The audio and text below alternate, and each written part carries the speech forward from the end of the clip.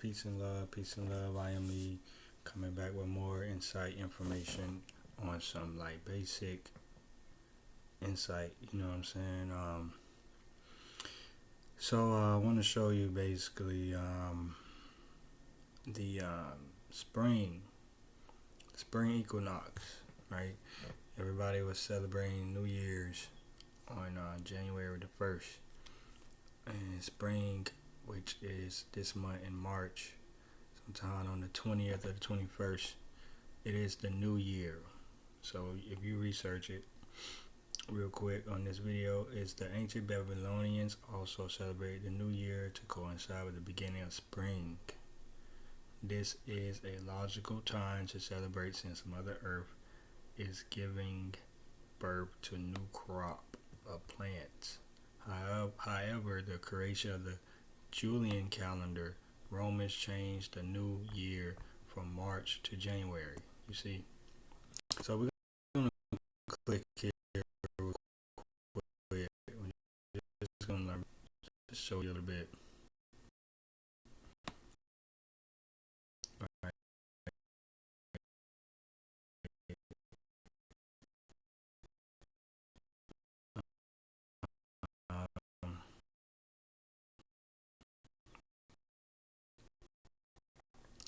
Why do we celebrate spring when it is the new year? And the new time of birth Bible almost whole pad has some ritual to celebrate promises and fertility of spring. Okay, so just read a little bit about this because you can do your own research. It's right in your face. Well, I'm doing research. You can do your own research because it's about like I'm showing you what true meaning of New Year's, right? You read it like literally equinox,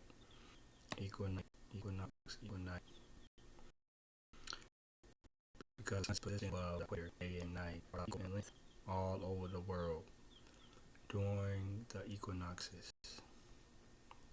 In many cultures, this is a time for rituals of balance and new beginnings, and even marks the beginning of the new of the year itself. Okay, and this is a moment when you read topics. It is a moment as the vernal equinox from the Latin vernal, to bloom, in the northern hemisphere.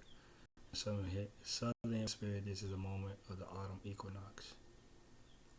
So you gotta remember also January is represented by the two-faced god Egenious. Should be seen on article somewhere, but I'll show you real quick. It should be down there, but January, if you go to January, the god right here. Roman mythology, January was the god of doors, gates, and transitions. January represents the middle ground between both concentrated and abstract dualities such as life, death, beginning in youth, adulthood, rural, urban, war, peace, and barbarism and civilization. So, and you go here, you say, yeah, it's January, Roman god, Roman, Greek, whatever they want to have. This is a Roman god, though. You know, he had two faces, two-faced god, January. Since the movement, change, and interaction, January looks for after passages, causes actions to start and precise overall beginnings. He has a double nature symbolized in his two-headed image. Okay, real quick, and if you go here, so you can see basically January is named after Januous. Right here, the month of January named. It's named for Januous, or land. Well, they didn't have the J's. Lanurus. See, I may get into more what all these months are named after, especially these states. I'm gonna get into that. But let's go back to the new year real quick, and which is on the spring equinox, because right here they said it. Um, yeah, when I was reading before, many people refuse to change and continue to celebrate the new year through the beginning of April. They considered April Fools. You see that they continue to celebrate the new year through the beginning of April. They considered April Fools. That's where April Fools come from. Now we all just learned that. You see that? We all just learned that.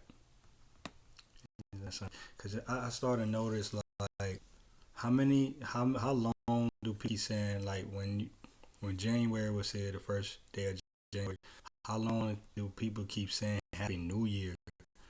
Like they're saying for like 2 weeks. Like it's kind of weird. Um, but yeah, now that you know where April Fools come from, that we know, because I know now, so it's good to research. Um, but right here it said why we celebrate the season. We could get our ancestors who plan their rituals to coincide with the changes in the season, and they believe there was a direct relation between elements, stars, and spirit who directed all things. Because they needed a new way to predict and honor seasons, they rotatedly celebrated moon cycles and solar vis. When the sun is at the greatest distance, form of cidiscal equator and appears to stand still.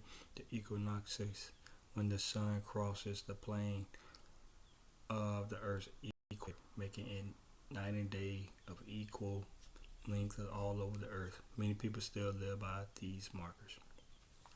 You know, one thing I'm learning about myself and about things, I feel like there's no day and there's no night.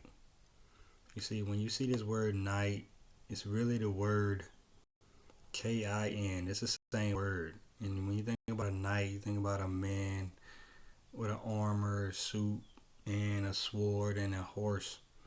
It's really just darkness and light. The sun brings light. You think about it. It doesn't bring day. It brings light, and then when it goes away, it gets dark. So I don't. You see how the words. You gotta see what these words are about. So, but yeah, let's go into a little bit more because spring talks about Easter in a sense, and like people don't understand what that means. But right here, let's just go to this bottom. But right here, spring is time of rebirth and renewal, full of possibilities. Right. We'll talk about the countries right here, but then almost every culture, past and present, has some sort of ritual to celebrate the promises and fertile spring, right? In ancient Rome, the lengthening of the day that followed viral equinox marked sacrifice to celebrate the death and rebirth of the fertile god Antis, right? Various goddess of fertility. The Greeks, Aphrodite, the Native American spider woman, Mexico's Tayonantizan,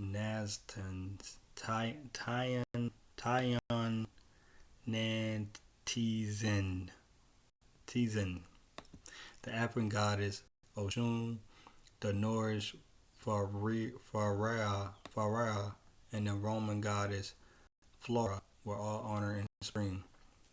That's giving birth, rebirth. They celebrated they were celebrating other gods, you know, each you just read like the Greeks, the Native Americans, Mexico's African, the Norse, the Romans, even the Greeks. They all celebrate different gods. You're not supposed to worship or celebrate anybody in that sense.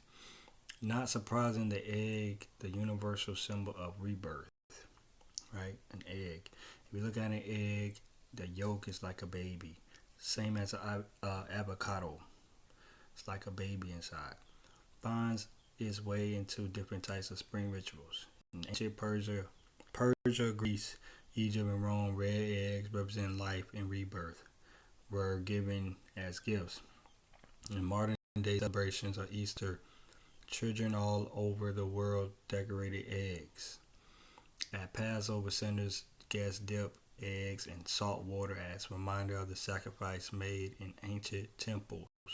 In the Greek Orthodox Church, everyone is used a red egg on Easter, representing the rebirth of Christ. They're talking about the Son, the rebirth of the Son. The Son is born of the manger, right? Okay, if you research that real quick,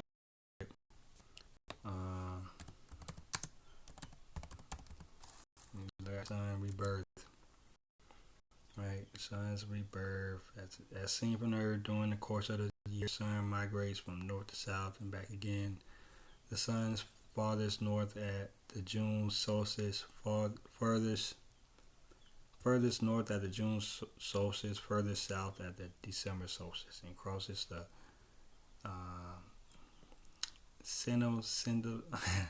synodical equator at the equinoxes in March and September.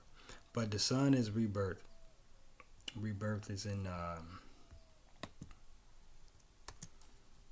spring. Well, yeah, in the spring is born, right?